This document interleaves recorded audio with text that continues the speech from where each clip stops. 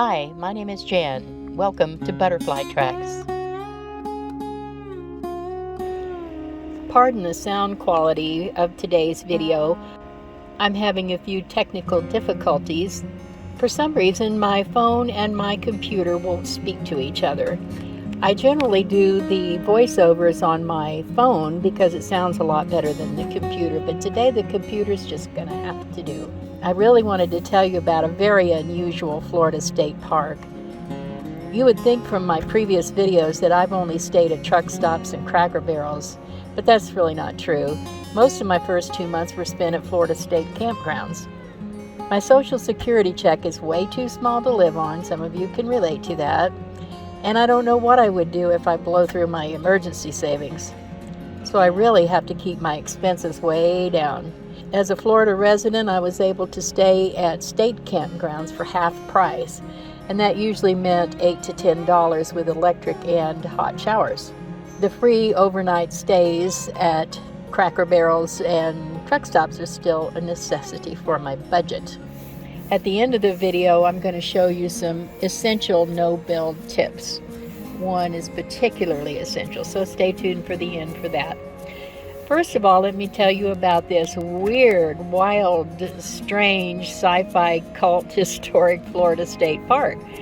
It's so unusual that the more I studied and found out about it, the more fascinating it became. I spent 4 days there. I hiked on the trails. I walked all through the historic town that's there. And you know how in old movies you see towns where the buildings are all close together? Well, not here. It's a long way between each one of them, and it's a real hike just to get all the way around the little town there. It's just so worth it, though. So worth it. The more you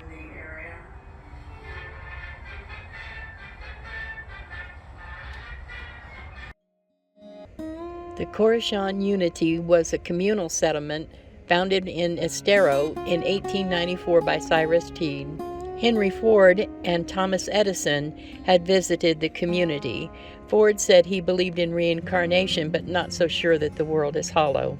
This art hall was the center of the community. They had professional theatrical presentations here. Thomas Edison and Henry Ford attended some of the gala events held at this art hall. It drew people from miles around to the community. There were 7 women that ran the community, and this was the home that they lived in. He believed in the equality of women. In fact, he was considered quite a ladies' man. Some of the women that came to the community came without their husbands. They expected it to become the New Jerusalem and have 1 million people move there. He preached that the earth was hollow, that the sun and the whole universe was inside the earth. In other words, if you looked up, remember how people would say you could dig to China because it was on the other side of the world? In this case, you would look up through the sky. You couldn't see it because of the atmosphere, but if you looked straight up, I guess their theory was you could see China.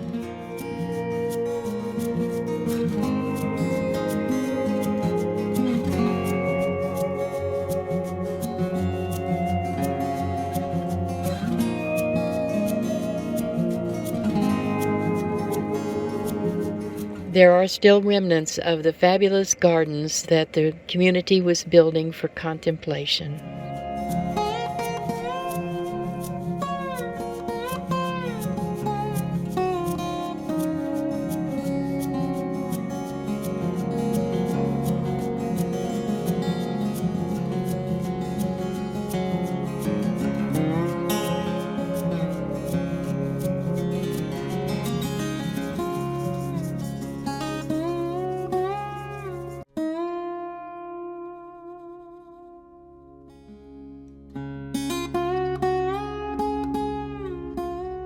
This was my campsite at the park.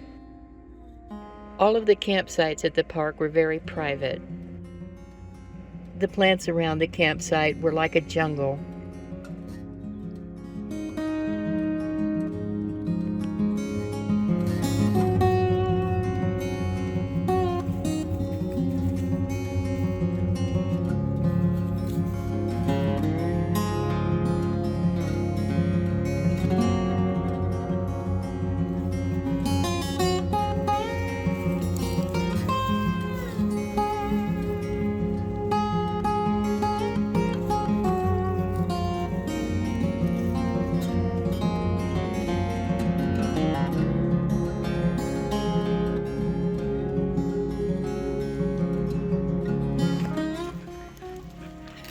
lessons all the time.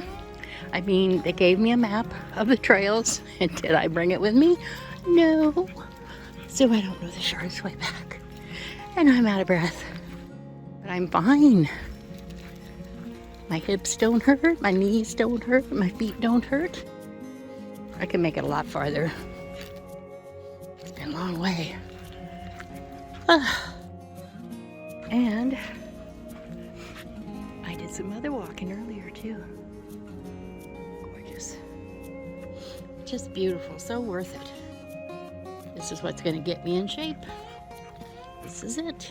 All this walking. And I love it. I feel so much better than I did a month ago, 2 months ago. Farther back you go, the worse it was. I'm grateful. Grateful for this beautiful place. The weather is so gorgeous. This is January 24th.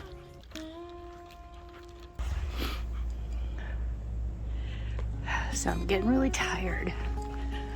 I walked a long way.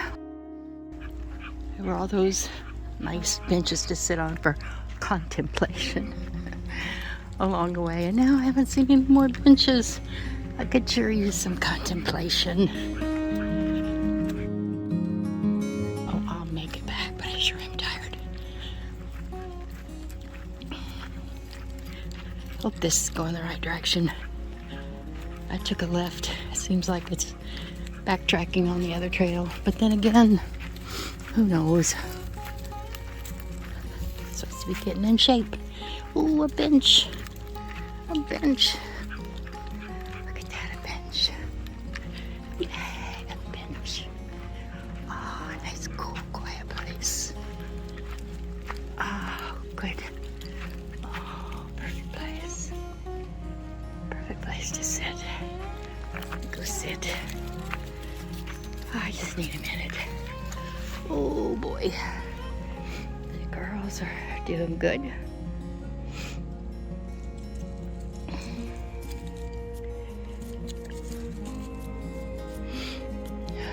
Hope this is the way back. Deep down in there, gorgeous. Where you look, gorgeous.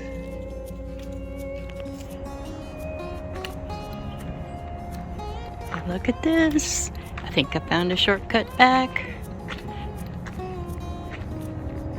Restroom and parking lot. That sounds so good. I hope it's the right parking lot.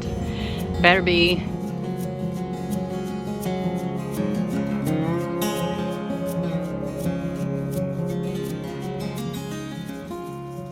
Not all cars or minivans would have this little extra window right in front of the driver and passenger side window.